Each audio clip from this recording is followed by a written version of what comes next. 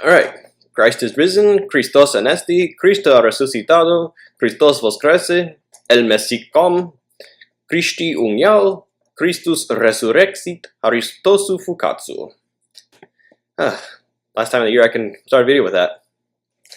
Okay, so I apologize that I haven't posted anything for a few weeks. Been pretty busy, not just with work, but in my spare time I've been working on my part for the next video we're doing on Two Brothers review. So that's going to take a while. I hope to get that out sometime later this month, but it's going to be a process, so just keep an eye out for that. In the meantime, I'll just keep trying to put out what I can. So, well, today we're going to do a quick little video. Just going to be ranking Harry Potter. So here's what's going to be ranked. It's the 7 main series books and the play. The in-universe books that became real books, so Quidditch Through the Ages, Fantastic Beasts and Where to Find Them, Tales of Beedle the Bard, those won't be ranked. I have them, I like them, but we're just going to be ranking the main series. Alright, so let's just jump right in. Number 8. The Cursed Child. Yeah, this play was just really unnecessary. I don't like the way they went on with the character development in this one. Biggest problem, I think, is the time travel stuff. If you're gonna mess with time travel, you have to do it right. You have to do what Dragon Ball Z and the Marvel Cinematic Universe did, and you have to do split timelines. Otherwise, it just does not make sense. Like with this book, the time travel stuff just does not make sense. They didn't do the multiple timelines thing, so yeah, it just really messes things up. Doesn't make sense when you think about it. Again, not big on what they did with the characters. Just a really unnecessary addition to the series. Can we forget about it existed and just move on? Let's do that. Okay. Now then, all the rest I like. It's just I like more than the others. So if your favorite is someplace you think it shouldn't be, stuff that I don't like it, I'm not hating on it. It's just like the others more. So number 7, Order of the Phoenix. Okay, so Order of the Phoenix is the longest book and the second shortest movie. So that means there was a lot of stuff in there that wasn't necessary to advance the main plot. And it shows. Now, to be fair, there's a lot of good stuff in here, including stuff that didn't make it into the movie. I mean, Neville visiting his parents at St. Mungo, that's one of the best scenes in the entire series, and didn't make it in the movie, but it's done in the book really well, and it's awesome. You know, and there's other good stuff in here too. You know, we all love to hate Umbridge. She's just a great villain. She's just horrible. You absolutely hate her. Rowling did a great job of bringing that character to life.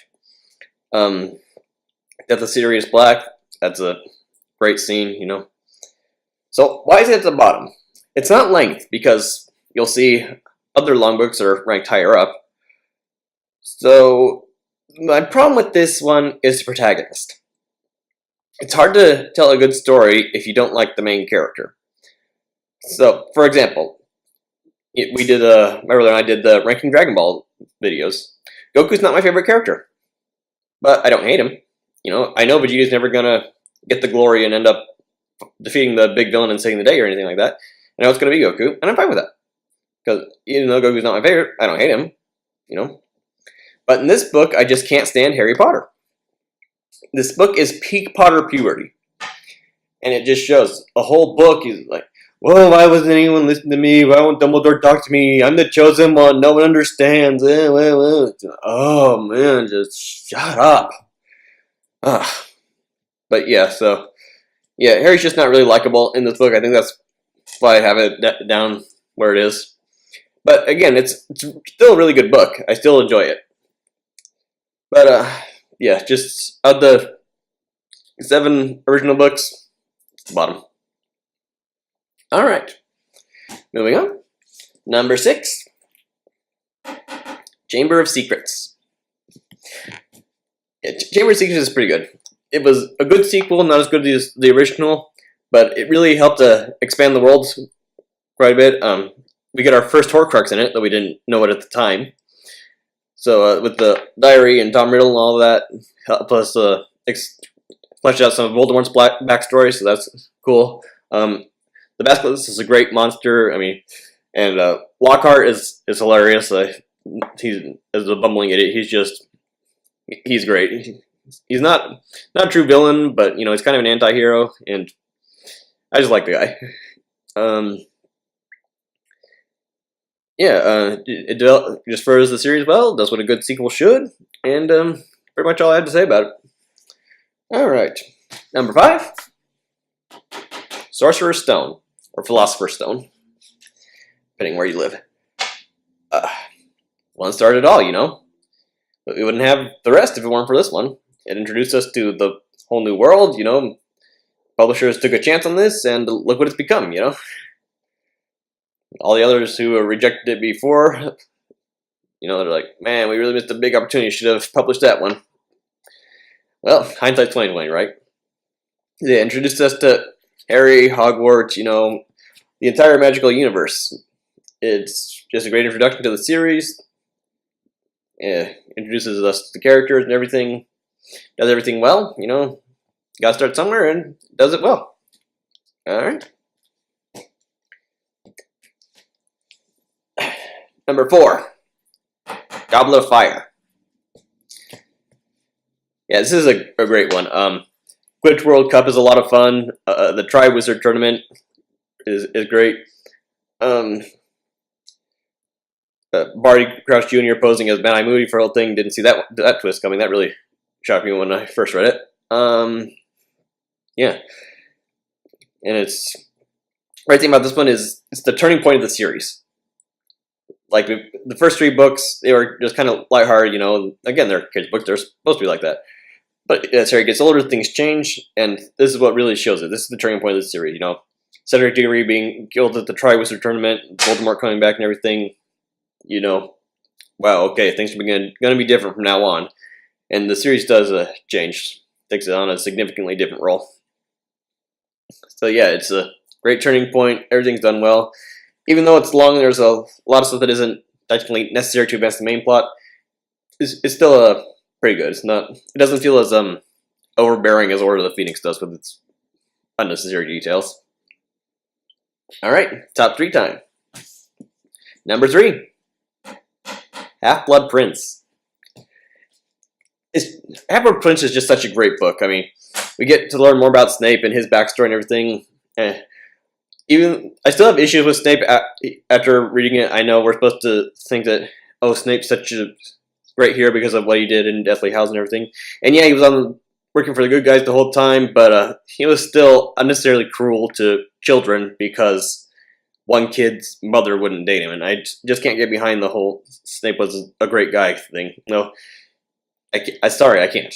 He did what was necessary, and yeah, he wasn't evil, but he was still a jerk. Let's be honest. So this delves into his backstory a little bit with the whole him being the Half-Blood Prince thing and all that. So I enjoyed that. Delves into Voldemort's past too. Dumbledore and Harry going on adventures destroying the Horcruxes, or finding them rather. And so that sets us up with the quest for the next book.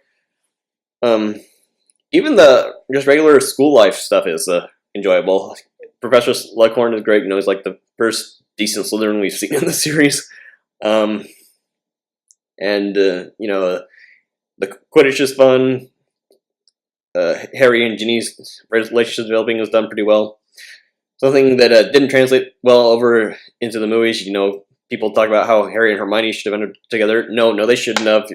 Go back and reread the books, because in the books, the development of the Ron and Hermione relationship is done so much better than it was in the movies. It just didn't translate well onto the screen, but if you read the books, it's like, yes, Ron and Hermione needed to end up together. And of course, big thing at the end of the book, Snape kills Dumbledore. Oh yeah, sorry, spoiler warning. I hope I didn't ruin the big twist ending of the book when I was in high school, so sorry about that. Oh yeah, Half-Blood Prince, number 3. Number 2, Prisoner of Azkaban.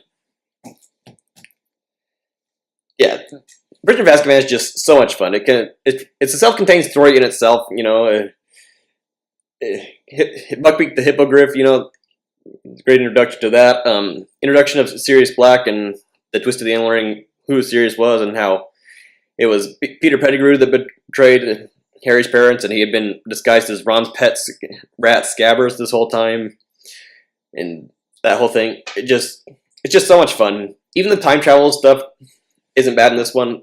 I think Rowling realized if we continue on with the time travel stuff, it can make things messy, so let's just amend it now, which was a smart move. Again, didn't need to do that for the Cursed Child. Didn't really even need the Cursed Child to begin with, but yeah, so it's just a fun, self-contained story. Lots of stuff about Sirius and learning about Harry's parents and everything, so it's just fun. I mean, who doesn't love Aunt Marge blowing up like a balloon, right? Alright, so of course, that means number 1 is Deathly Hallows.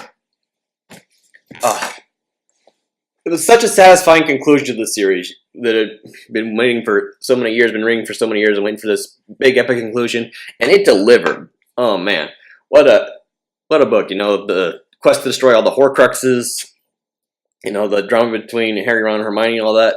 Really developed the characters well. The battle for Hogwarts is just absolutely awesome. You know, so epic, and you really felt it when those characters, when we lost them. Oh man, that was done so well. It was just such a satisfying conclusion. When I did my reread of the series a couple years ago, and I finished this, I realized the next thing to do would be read Cursed Child, and it just made me like the Cursed Child even less, because then I just realized it was just so unnecessary. Deathly Hallows was such a great ending. It really tied things all together, and it just didn't need to be followed up on, you know? So yeah, number 1, the epic conclusion, Deathly Hallows. We'll just forget Cursed Child existed. Yeah, so that's my ranking. Yeah, so just a quick video for you guys. I'll try and get more quick vlogs like this out while I work on the Two Brothers review thing with my brother. So hopefully we'll be able to get that out to you before too long. We'll see if we're still working on it. But it's a good one. You're not going to want to miss it. So like, subscribe, ring the bell, share, all that good stuff so that you will be notified when new stuff does come out. Especially when that next episode of Two Brothers Review drops, because I promise you, it's going to be a great one. You don't want to miss that one. Okay, since it was the last time I can open a video with it this year, I'll close with it too. Christ is risen, Christos anesti, Cristo ha resucitado, Christos voskresci, el Messi com, Christi unial, Christus resurrexit, harisutosu fukatsu. Alright, see you guys next time.